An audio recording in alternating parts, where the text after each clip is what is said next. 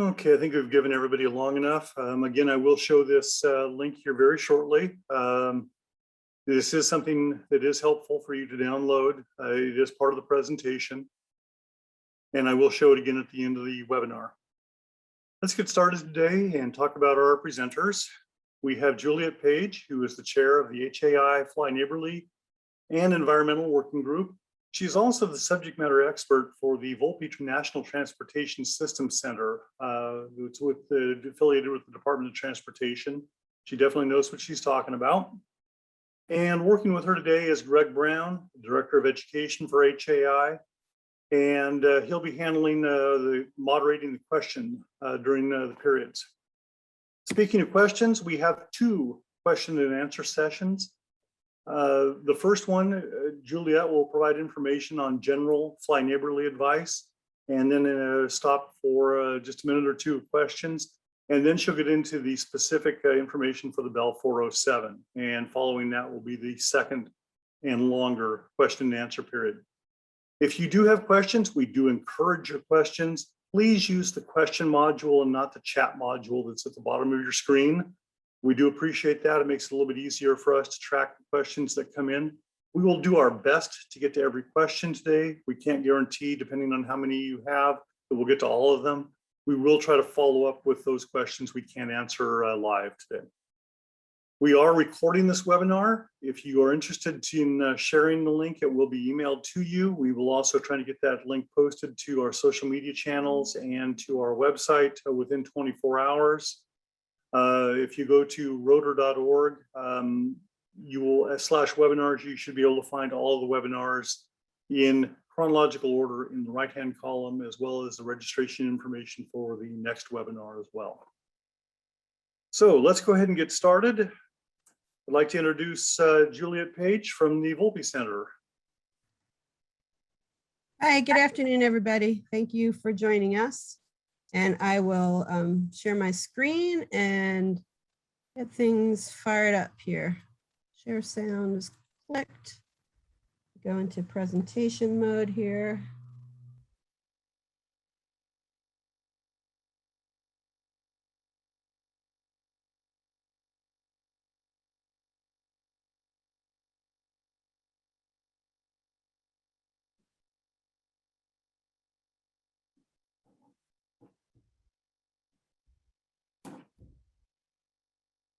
Juliet, you muted yourself. Sorry. Okay, there we go. So hopefully we are good to go now. Can hear you now. I can see your screen. All right. Awesome. Okay. Well, thanks, everybody. I appreciate you coming to the Fly Neighborly training today. I'm going to just turn my video off while I'm presenting. I'll turn it on during the Q&A session. We have a little bit more screen room to see. Okay. So hello and welcome. Today's is going to be a training module on noise abatement for helicopter approach operations. This module is part 1 of a 2-part training session that provides general information on helicopter approach noise and how approach noise abatement guidance is developed for helicopters. Bell 407 specific Fly Neighborly approach noise abatement guidance is provided in part 2 of this training session. This training is supported by Helicopter Association International, the Federal Aviation Administration, the U.S. Department of Transportation Volpe Center, and the National Aeronautics and Space Administration.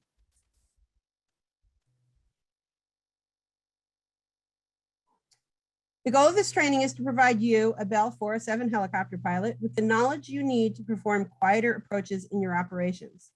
The training objectives include providing you with a brief overview of Fly Neighborly, a basic understanding of the key elements of helicopter noise generation, an understanding of what influences the generation of what is known as blade vortex interaction, or BVI noise, during helicopter approach operations and how you can avoid it. Up-to-date guidance on the recommended approach noise abatement procedures specific to the Bell 407, and some general tips and guidance for conducting Fly Neighborly operations. Before continuing, note that this training module includes several sound recordings that are best listened with good computer speakers or headphones, so crank it up. All right, let's get started with a brief overview of the Fly Neighborly program.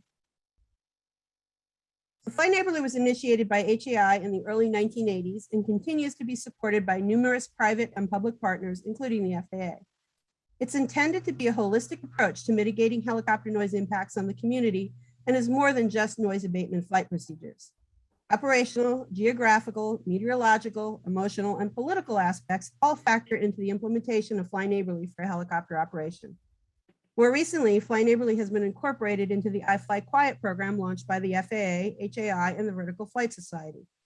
The iFly Quiet program includes extensive flight testing by the FAA and NASA to develop Fly Neighborly information and flight procedure guidance, the development of additional promotional educational materials, tips and tools for operators to use for community outreach, instituting formal training programs in person at HAI's annual Heli Expo and online under the HAI Online Academy and the FAA Wings training programs.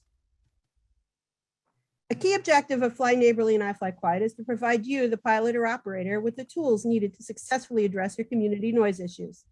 The Fly Neighborly Toolkit includes guidance on noise abatement flight procedures, route planning, and other operational opportunities for reducing noise impacts.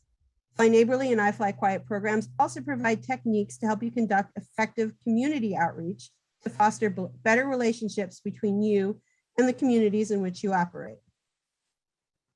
A fairly extensive set of resources have been developed for iFly Quiet and the Fly Neighborly program. We won't go through them now as it's included in the handout for all course participants. When you get it, please save or print the sheet for future reference. With iFly Quiet support, the HAI Fly Neighborly program provides general tips and recommendations for quieter helicopter operations, in addition to model-specific noise abatement guidance. A downloadable flyer is available on the HAI website. This slide is also included in the handout. Several of these general tips are relevant to conducting Fly Neighborly approaches. First, descents at less than 50 knots are not recommended. The long durations of approaches at these airspeeds can be annoying, independent of noise levels. Second, routing changes can be, as in some cases, more effective than flying noise abatement procedures. We'll get into this further detail later in the course. Third, straight in is generally quieter than turning flight during approaches, although turns during approaches may be desirable if the routing avoids noise sensitive areas. Finally, when executing turns during approaches, turning away from the advancing side of the main rotor is typically quieter than turning into it, and level turns are generally quieter than descending turns. This objective of the next section is to provide a basic understanding of the helicopter noise, and in particular, helicopter approach noise.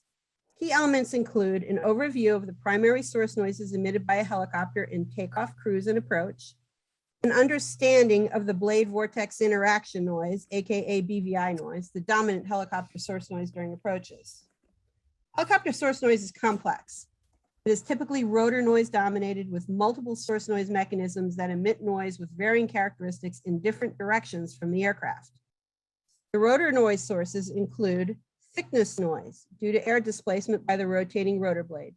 It trends with both rotor speed and blade thickness, is emitted in the plane of the rotor in the forward flight direction, and is typically most important for cruise noise. High-speed impulsive noise, or HSI noise, is associated with the formation of shocks on the main rotor blades near the tip. It's also emitted in the tip path plane and projects forward of the aircraft. HSI noise typically only occurs at high forward speeds or low ambient temperatures for helicopters designed with higher blade tip speeds. Rotor blade loading and non-tonal broadband noise are projected out of the rotor tip plane. They're an unavoidable byproduct of the air loads on the main and tail rotor and rotor blades due to the generation of lift. Blade vortex interaction, or BVI noise, typically only occurs during descent conditions and can be emitted below the rotor tip path plane, forward and aft of the aircraft. This rotor source noise is generally the primary component of approach noise and will be covered in greater detail in this training module. All of these noise sources are evident for both main and tail rotors, but usually only loading and broadband noise come into play for tail rotors. Tail rotor typically is not a factor for helicopter approach noise. Helicopter approach noise is dominated by BVI noise typically. Pop-pop sound of the very intense impulsive BVI noise is also referred to as blade slap. The presence and strength of blade vortex interactions during descent is determined by your airspeed and rate of descent, with more intense BVI occurring at specific airspeed and descent rate combinations that unfortunately often coincide with normal approach airspeed and descent rates. Conversely, airspeed and descent rate conditions can be identified that emit little or no BVI noise to provide noise abatement. BVI noise is created when a rotor blade passes through or close to the wake structure of a preceding blade. The interaction occurs when the tip vortex shed by that preceding blade, and the intensity of that interaction is determined by the distance and geometry of the tip vortex relative to the rotor blade. Blade vortex interactions on the retreating side of the main rotor generate BVI noise that is directed downward and rearward of the helicopter. In general, retreating BVI noise is not as critical as advancing BVI noise for noise abatement. In the lower right corner, we have a top view visualization of advancing and retreating blade interactions. BVI noise is very impulsive noise that is typically also very directional from the helicopter, depending on how and when the interactions occur during the main rotor rotation. BVI noise can travel relatively long distances and trigger high noise. Can trigger high annoyance on the ground. BVI directivity can shift with changing descent condition, changing where the peak impacts are on the ground relative to the helicopter's flight track. BVI interactions on the advancing side of the main rotor generate BVI noise that is directed down and forward of the helicopter. Both noise abatement procedures or routing can be very effective for reducing approach noise impacts for fly neighborly.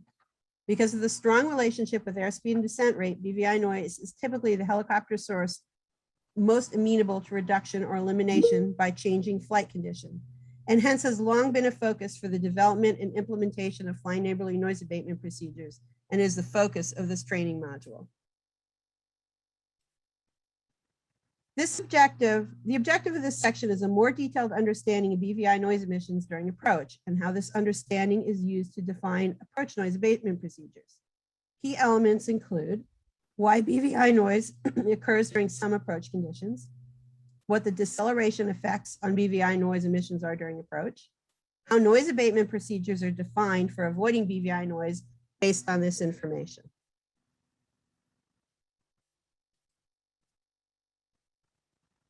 So when does BVI noise occur? When plotting noise as a function of airspeed and rate of descent, there is typically a characteristic region of airspeed and descent rate combinations in which BVI interactions occur. Often this region is presented as a fairly compact region of peak BVI noise surrounded by a significantly larger region identified for avoiding BVI noise. This region of descent conditions with significant BVI noise will be referred to as the BVI void region. The resulting graphic is sometimes also referred to as a fried egg plot. The location and extent of BVI noise regions on an operational noise plot are helicopter model specific. Some helicopter models can have an extended BVI noise region or can have more than one BVI noise region with separate ranges of airspeeds and descent rates where vortex interactions occur with different rotor blade or different points in the rotor rotation. There will also be differences between BVI noise emissions to the left-hand and right-hand side of the helicopter, with peak BVI noise typically skewed towards the advancing side of the helicopter. Airspeed and descent rate determine the rotor tip path plane and the trajectory of the wake relative to the rotor, both of which factor into BVI noise generation. To illustrate this, 3 descent conditions will be shown for 80 knots at descent rates of approximately 150, 500, and 800 foot per minute that start above and end below the BVI avoid region. Typically, a helicopter incurs little to no BVI in level flight or shallow descent as the wake remains below the rotor. As the wake trajectory moves up into the rotor at moderate descent rates and at certain airspeeds, a helicopter can emit strong, intense BVI. Further increasing the descent rate can get the wake trajectory above the rotor, so steeper descents, short of auto rotation but below the BVI avoid region, can occur little to no BVI noise. A comparable in and out of BVI sequence occurs for 500 foot per minute descents at 100, 80, and 60 knots for this example case. In addition to changing airspeed and descent conditions, deceleration can be an effective tool to reduce or avoid BVI noise. Past testing has shown that a helicopter can quietly transit its high peak BVI region by decelerating through it, as shown by the red arrow. Deceleration significantly increases aircraft pitch as if the helicopter were operating at a higher descent rate or glide slope, as shown by the green arrow. Now we'll listen to a helicopter approaching at both a constant descent condition in the BVI avoid region and decelerating through the BVI avoid region.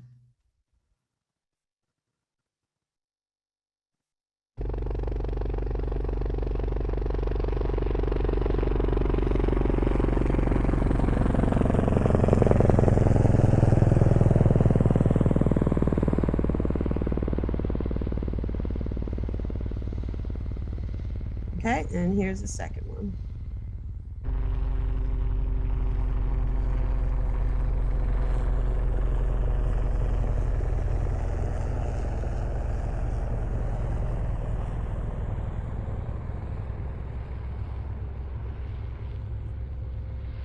Decelerating can also aerodynamically put a helicopter into its BVI avoid region. This typically occurs when a helicopter is executing a shallow or low descent rate approach, and for some helicopters can occur in level flight at lower airspeeds. In this case, the aerodynamically higher descent rate and glide slope because of the increased aircraft pitch attitude puts the aircraft into the BVI avoid region. In general, deceleration during shallow, low descent rate approaches should be executed at 1 knot per second or less to avoid putting a helicopter into its BVI avoid region. If BVI noise is evident, try further reducing the deceleration rate. For some helicopters, however, the BVI avoid region extends too close to level flight for even a slow deceleration to be effective. Once past the noise sensitive areas or the BVI avoid region, descent is needed to complete the approach and landing. The position and extent of the BVI avoid region, operational considerations and constraints, and safety considerations all factor into development of approach noise abatement procedures for a specific helicopter model. For example, if altitude and conditions permit you to do so, establishing a descent condition below the BVI avoid region at 600 to 1,000 foot per minute and 800 to 100 knots is likely to be both operationally and acoustically effective. Decelerating past the BVI avoid region can then be executed at any time to complete the approach and landing procedure. Alternatively, a relatively slow deceleration above the BVI avoid region to 60 knots before initiating descent could also be an effective, albeit longer, noise abatement procedure. Any subsequent deceleration to complete the approach and landing for this procedure would be at airspeeds below the BVI avoid region. The size and location of the high peak BVI region is specific to each helicopter model, determining and limiting the available procedures for noise abatement. Key takeaways you should have from part 1 of today's training are airspeed, descent rate, and deceleration determine the presence and intensity of BVI noise during helicopter approaches. Every model has its own characteristic range of airspeed descent rate combinations with significant BVI noise. Deceleration effects can help you avoid or put you into high BVI noise, generally helping at higher descent rates, but causing or worsening BVI noise at lower descent rates. Noise abatement procedures use low BVI airspeed descent rate combinations plus deceleration to avoid BVI noise during approaches. This concludes part 1 training module on noise abatement guidance. I'd like to take a couple of questions now, if there are any. Hey, Juliet. Just one quick one. Asked, does the number of rotor blades determine the BVI noise, or does that affect it at all? It does come into play because that affects the geometry of the where the wake is going and where a blade is passing that could potentially intersect it. So that is one of the reasons why it can be different for different helicopters. And the second one kind of come up was with the advent of the no tail rotor, no tire helicopters, does that affect the noise signature at all? It does, but generally the tail rotor noise is not a driving factor of annoyance. So it does help, especially it can help in the regions directly below the helicopter where you were in plane of the tail rotor. So that those are beneficial from a noise perspective, but the blade vortex interaction, which is the key dominant approach noise characteristic, is coming from the main rotor. So a different type of tail rotor doesn't really impact that much. All right, thanks. Those are the two that we have currently. Okie dokie. Let's keep going. So we've completed part one and now switch from noise abatement info applicable to all helicopters to focus on noise abatement guidance specific to the Bell 407 helicopter. The key training objectives for part two include understanding the 407 operational noise plot developed to show BVI noise versus approach condition, knowledge of the recommendations for 407 approach noise abatement, knowledge of left, center, right BVI noise characteristics and noise abatement guidance for the 407, understanding how the 407 noise abatement guidance can be used in routing approaches for improved fly neighborly operations, and listening to oral comparisons of noise abatement and high BVI noise approaches. Let's take a look more in depth at the 407. A joint NASA FAA noise test for the Bell 407 was conducted in 2017. Objectives of this test included noise measurements with a large area microphone array over a broad range of descent conditions, initial identification and testing of potential approach noise procedures, and maneuver testing. Test outcomes included on-site field observations, ground noise measurements for each approach test point, as well as an evaluation of preliminary noise abatement procedures. The post-test outcome is the operational noise plot specific to the 407 that provides insight into the 407 BVI noise impacts on the ground during approach. This operational noise plot is the latest generation of what was previously called the fried egg plot. Red colored contours on the 407 op noise plot indicate descent conditions with high BVI noise. With the darker the red, the more intense the BVI noise. As the color contours change from red to orange to yellow, BVI noise content decreases until little to no BVI noise is evident. Overall approach noise findings indicated by the 407 op noise plot include high BVI noise was observed at moderate to steeper descent rates for low to moderate airspeeds. Intensive BVI noise was observed within the gray contour from 40 to 70 knots for glide slopes of 6 to 10 or 11 degrees, with BVI peak evident in the white contour for 40 to 60 knots near a 9-degree glide slope. The full extent of more intensive BVI noise below 40 knots was not tested. Descent conditions with significant BVI noise, however, extend well beyond these peak BVI noise contours. The secondary high BVI noise region centered on the 9-degree glide slope is evident above approximately 85 knots. The source and implications of the secondary peak will be discussed later when we look more detailed at the 407 noise characteristics. Note that the levels and range of noise depicted as color contours on the 407 operational plot are specific to the 407 and are not applicable for any other helicopter model. Two key 407 test objectives were identifying a BVI avoid region, the descent conditions to stay clear of to avoid high BVI noise, and a region of effective noise abatement descent conditions to support fly neighborly guidance. Field observations, ground noise measurements, and contour plots, and the 407 op noise plot were all used in identifying these regions. Overlaying the contour, defining the extent of descent and descent conditions identified as having BVI noise of significance establishes the BVI avoid region as shown on the 407 op noise plot. As noted previously, there's a potential secondary avoid region above 80 knots near 9 degrees that we'll discuss later. The BVI avoid region sets the minimum airspeeds and descent rates for Bell 407 approach noise abatement indicated by the solid green lines on the 407 op noise plot. For the 407, the 2017 flight test indicates that the most effective noise abatement is achieved with descents at higher than 6 degrees for descent rates greater than 1,200 foot per minute and above 80 knots for descent rates less than 1,200 foot per minute. The dashed green lines establish a nominal range of descent recommended 407 noise abatement conditions, but are soft bounds to recommended airspeeds and descent rates for 407 approach noise abatement. Selection of a descent condition within the recommended range or beyond these soft bounds is at pilot discretion, subject to safety and operational constraints, some of which will be discussed later. For the recommended 407 fly neighborly approach procedure, first, transition from cruise to a descent condition in the green box.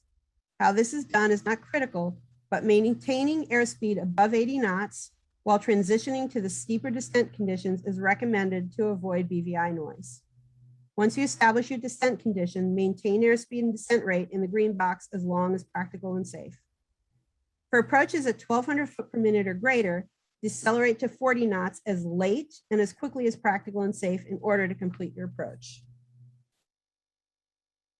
For approaches less than 1,200 foot per minute, a constant descent rate deceleration performed as late and as quickly as practical and safe is recommended nearer to 1,200 foot per minute, while a constant glide slope deceleration at 1 knot per second is recommended closer to 400 foot per minute for a 3-degree glide slope.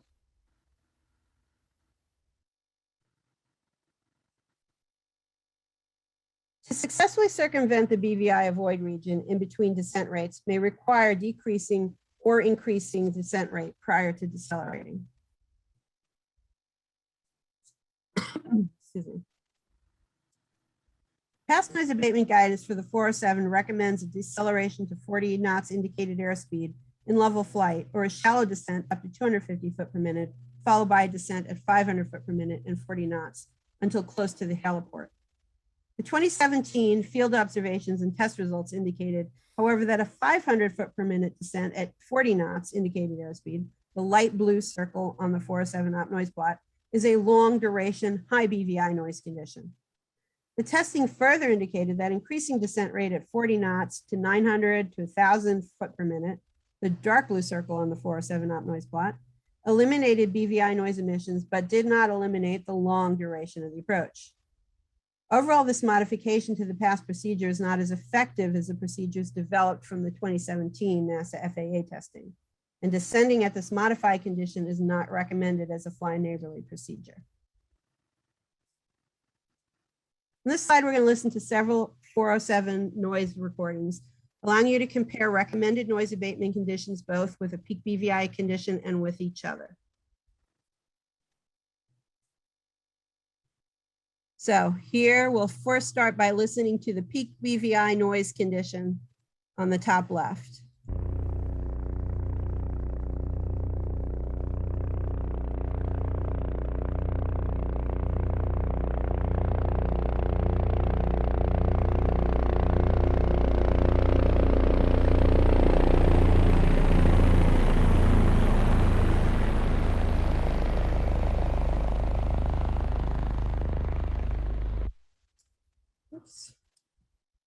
Now we'll move down to the condition here at 80 knots.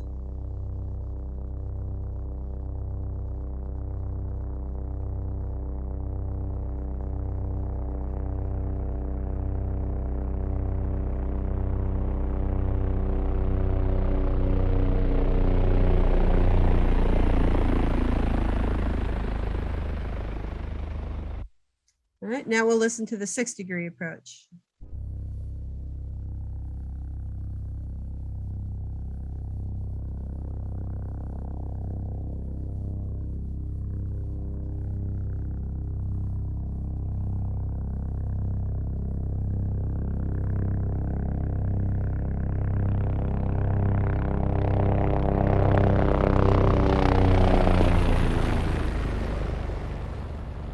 Hopefully you heard it has a lot less impulsive noise in it. And we'll go now down to the 3-degree approach in the quiet zone.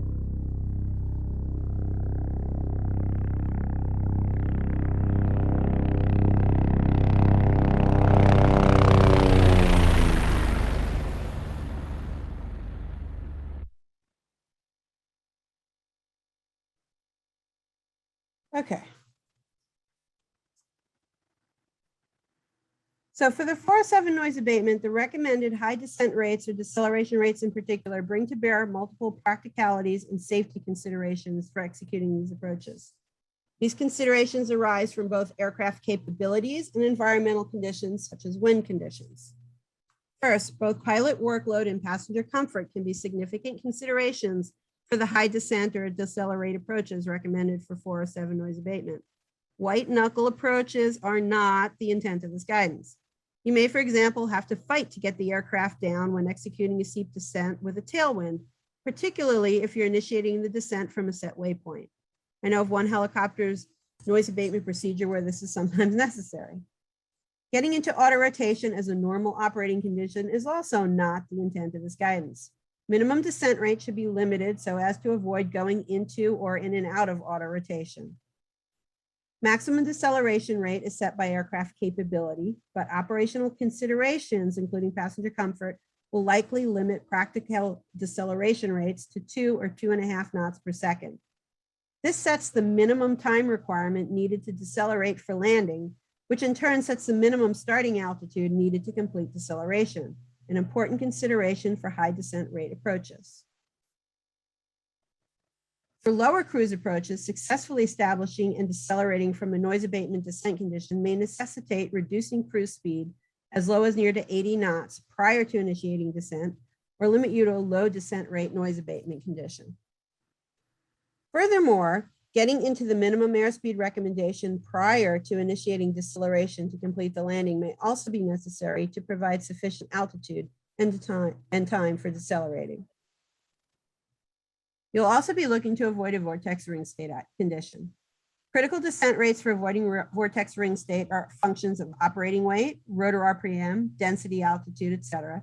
So we cannot provide firm descent rate guidance specific to the 407. Here we show the general FAA guidance of limiting descent rate to 300 foot per minute below 30 knots. For the steeper 407 noise abatement approaches, this would mean significant reductions to the descent rate once the aircraft has decelerated before 40 knots.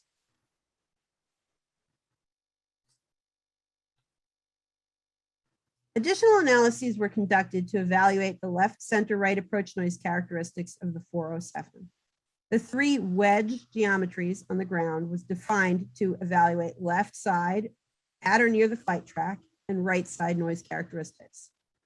This wedge geometry is centered on the red arrow representing the flight path or track into the heliport or landing point. At the at or near flight track wedge will be referred to as the center wedge.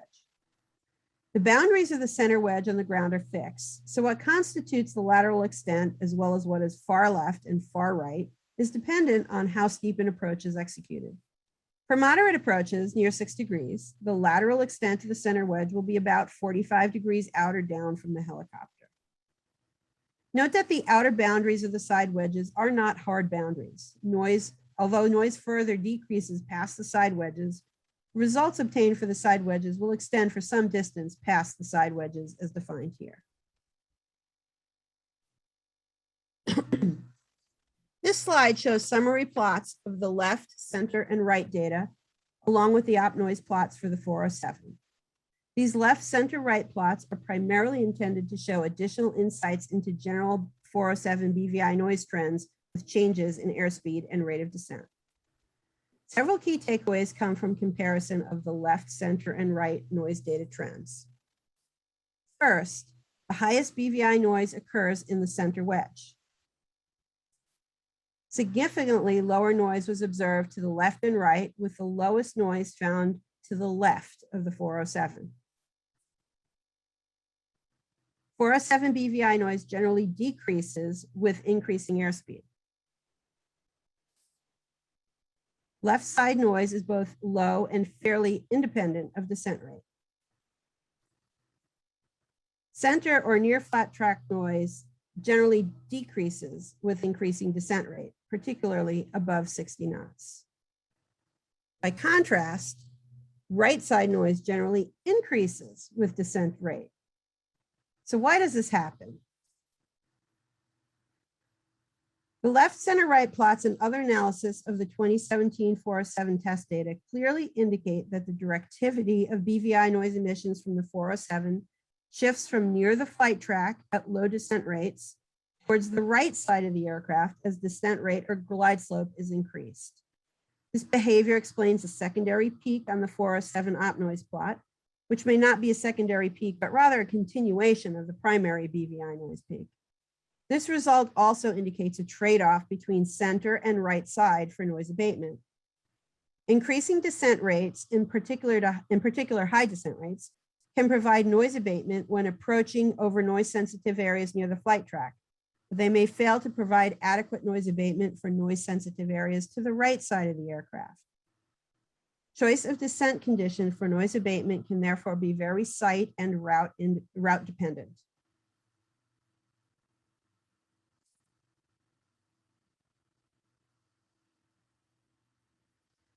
Several key takeaways for the 407 come from comparisons of the left, center, and right noise data. First, oops, excuse me.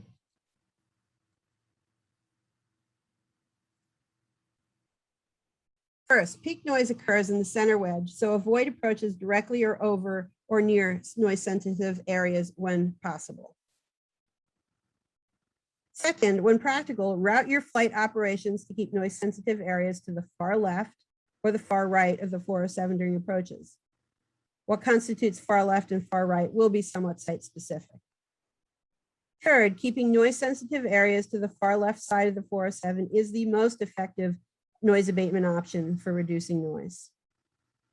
Finally, although both the left and the right side noise are relatively low compared to noise closer to the flight track, continuing to utilize 407 noise abatement information and procedures should provide additional benefits when approaches have been routed to avoid flying over or near noise sensitive areas.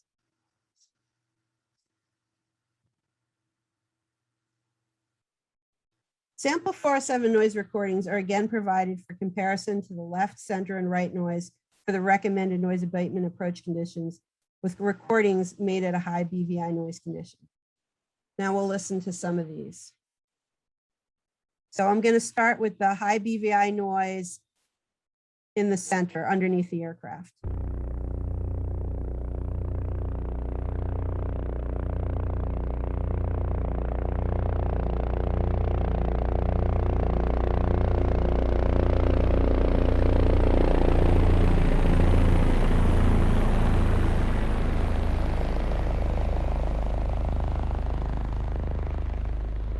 Okay, next we're gonna, oopsie, sorry, clicked it.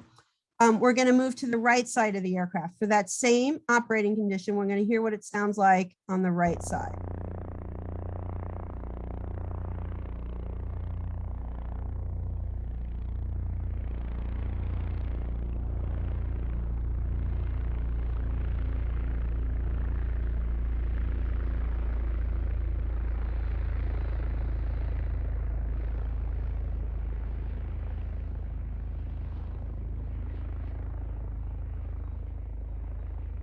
All right, and now we're going to listen to that same operating condition on the left side of the aircraft.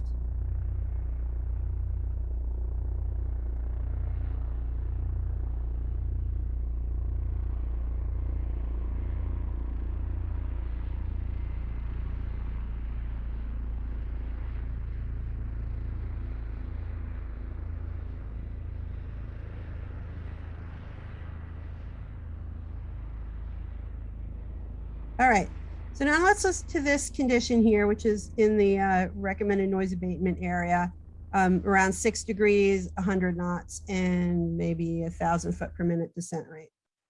So we'll listen to this on, let's listen to it in the center first.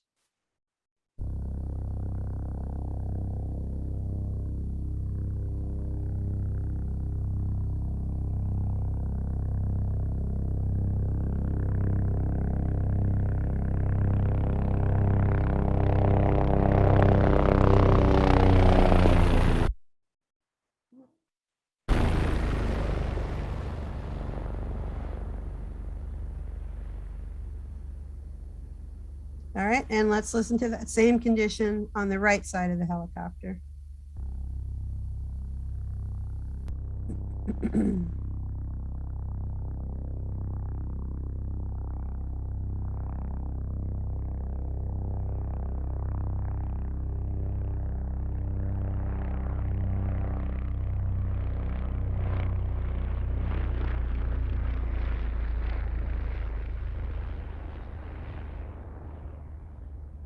And the left side, really quiet.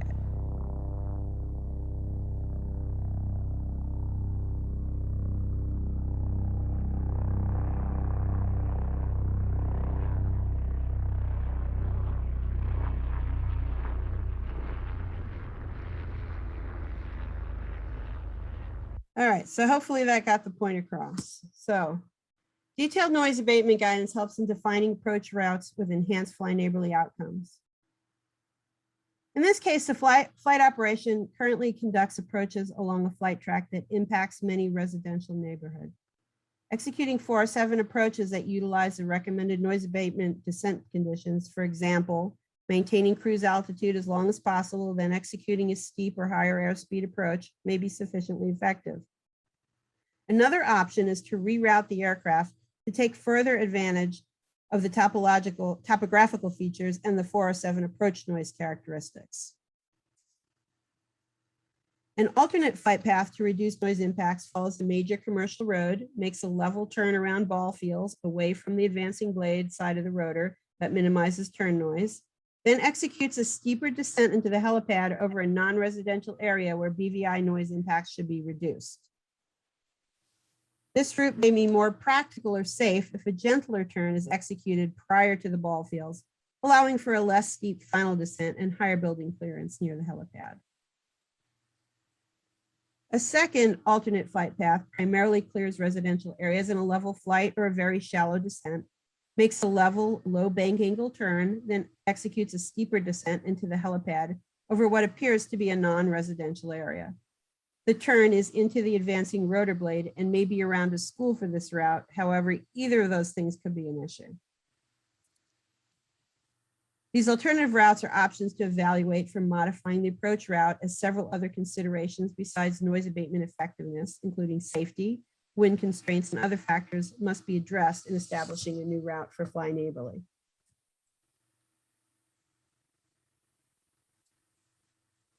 So we want you to leave with several key takeaways from this training module on 407 approach noise abatement, including: for Bell 407 approach noise abatement, establish a descent condition in the green box on the 407 op noise plot.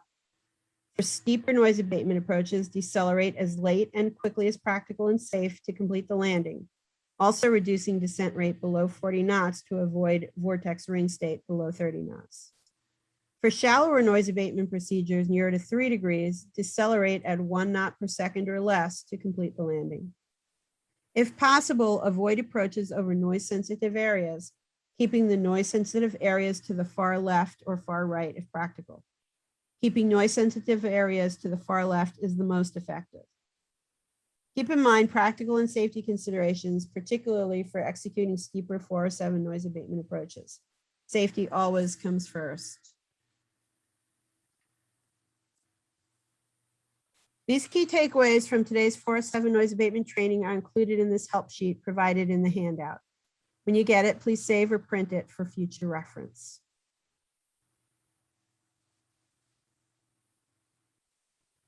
Always remember that how, where, and when you fly your helicopter can all have significant benefits for reducing noise complaints and increasing community acceptance of your operations. Aeronautical decision-making, ADM, and standard operating procedures, SOPs, are also important to achieving consistent and safe application of fly neighborly procedures. SOPs should include noise abatement procedures that reflect local air traffic control and heliport requirements and incorporate community input. More information on ADM and SOPs for noise abatement procedures is provided in the online FAA Wings training for Fly Neighborly. Community outreach is critical to successfully implementing Fly Neighborly in your operations.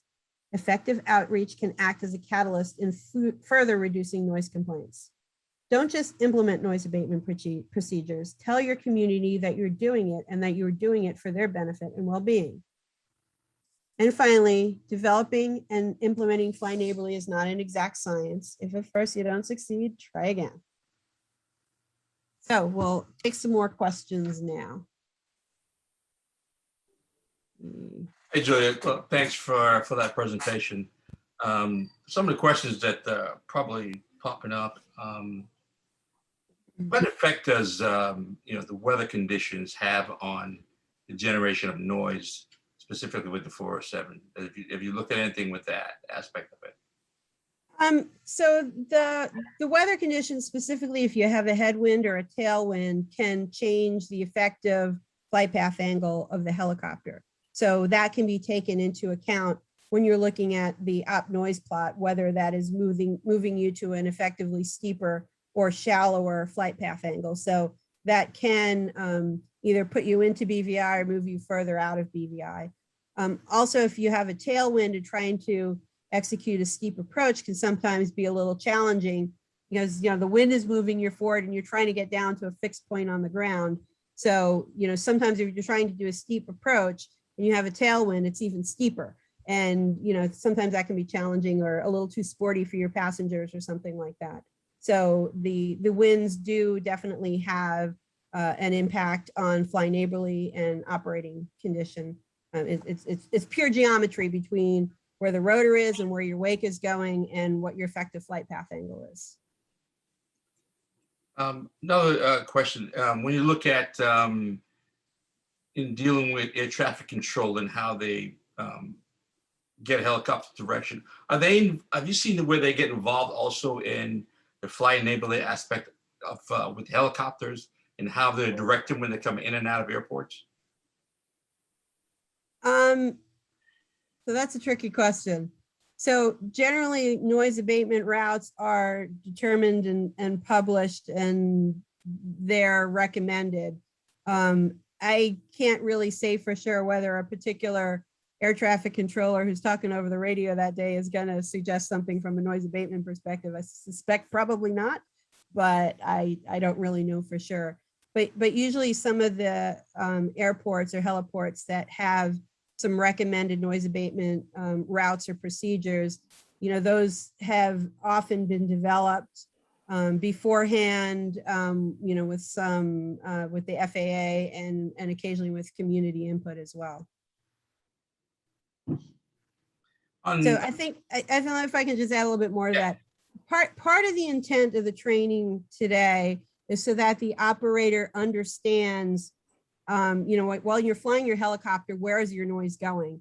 That way, if you're directed to, to go here or follow a waypoint or, particular airspeed, you do have some knowledge about what the noise emission of your aircraft is. So within the, the choices that you get to make for your safe operation, and you have a choice of doing A versus B, you will have enough understanding to decide, okay, A is going to be quieter or B is going to, B will be noisier. So therefore, all other things being equal, I can choose option A.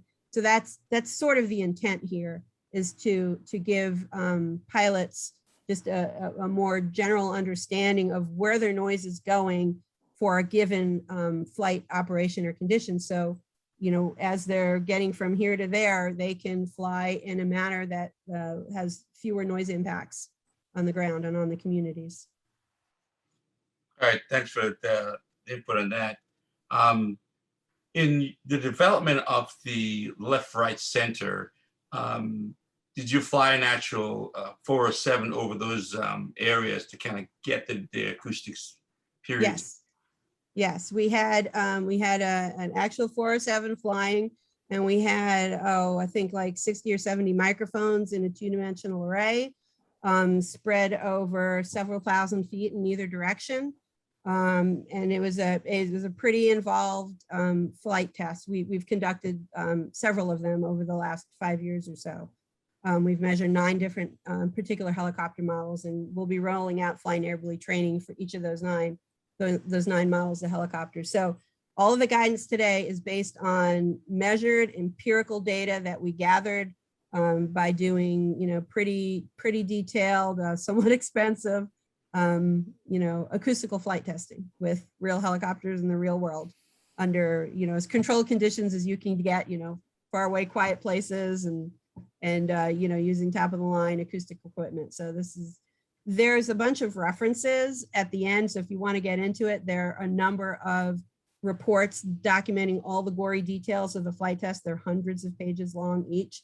They're available for free download off of the NASA website. So the references are in there. You crank up Google, you can get them if you want to go through them in more detail.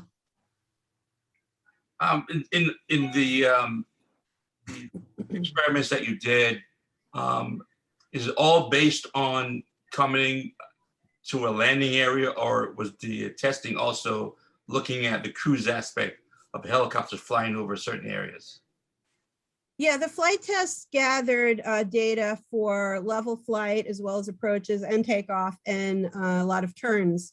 So we were looking at turns, accelerating and decelerating, climbing and descending turns. So there's a whole lot more data that is available to be mined for future fly neighborly courses that we are not touching upon today.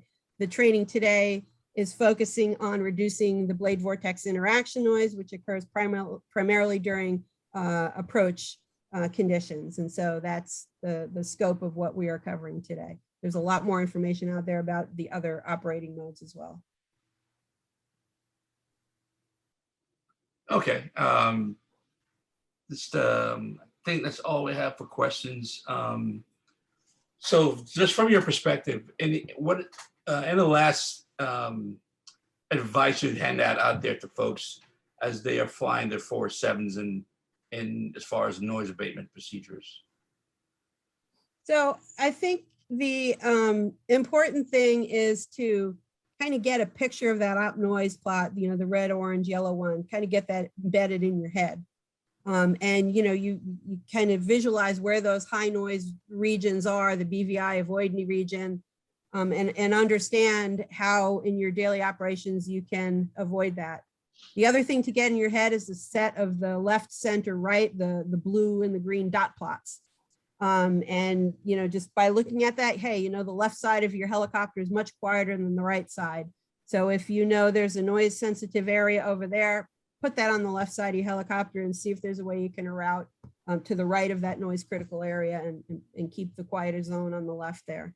So if you just have a general visual of those pictures and understand what they are in your head, or, you know, have a printout of it and, you know, in the helicopter or something, I don't know.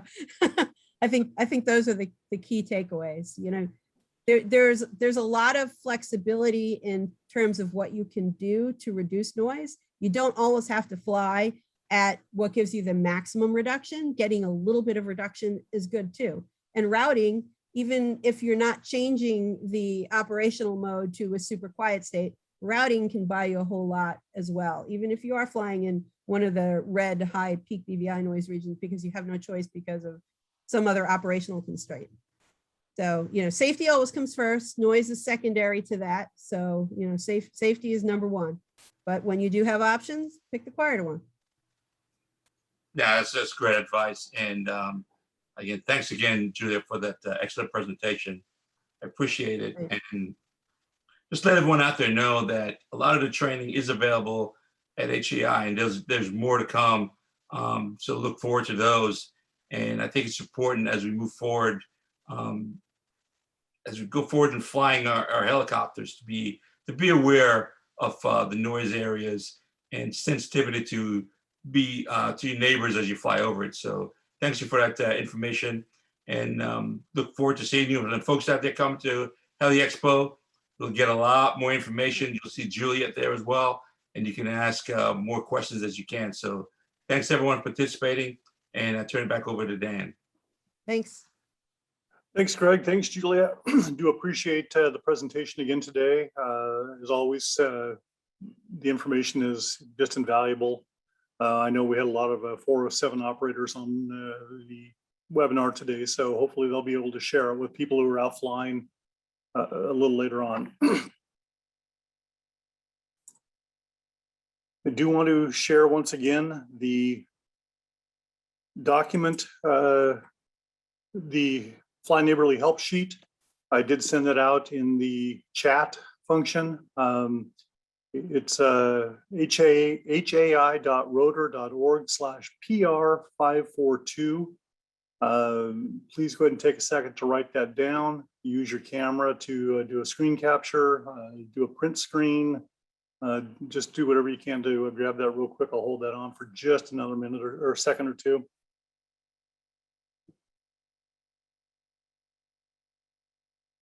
Okay, we'll go ahead and move on. We do have a good series of webinars that are coming up. Want to make sure that you save the date for these. We do have our first series of webinars that are interconnected. There is one kind of an interruption in the middle of between 1 and 2 and 3, but it should be a good series overall. The series is on advanced air mobility. It's going to be a great update. The first one is going to be landing on solutions for infrastructure. On August 19th, we do have a Blue Lightning initiative. That's the one that's kind of the interrupting one. We're going to have people from the Department of Homeland Security come in and talk about how to recognize and stop human trafficking. We don't think very often about this affecting our industry, but it absolutely is present, and we want to help stop trafficking around the world. So that's very important. Coming back on August 26th, we have the Advanced Air Mobility, a view from the top. We're going to have some top-level CEOs, a couple of people from who've been involved in government work, working on the Advanced Air Mobility. It's a very exciting topic. And that one, we do have to warn you, will start at 5 p.m. in order to accommodate some of the schedules for those VIP presenters. On September 2nd, we are looking for an advanced air mobility update from our international partners as well. And so those 3 webinars will help provide a lot of the information that's going to be coming up on advanced air mobility. We will be sending you a questionnaire shortly. We do ask that you take just a minute to respond. We do like to know what you think of the webinar series and if you have suggestions for future webinars. We are looking for topics all the time, and we do pay attention to what you're asking for. If there's something else that HAI can help you with, please let us know that as well.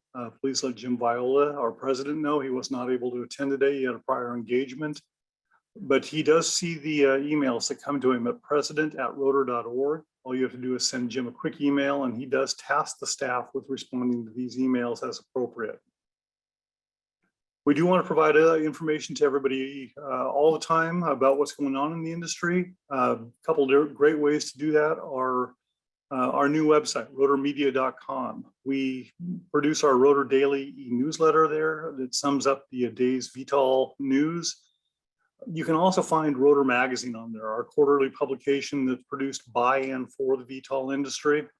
Or we can even send these things to you. So if you come to rotormedia.com, rotor.org, subscribe, you'll be able to subscribe for both the Rotor Daily e-newsletter.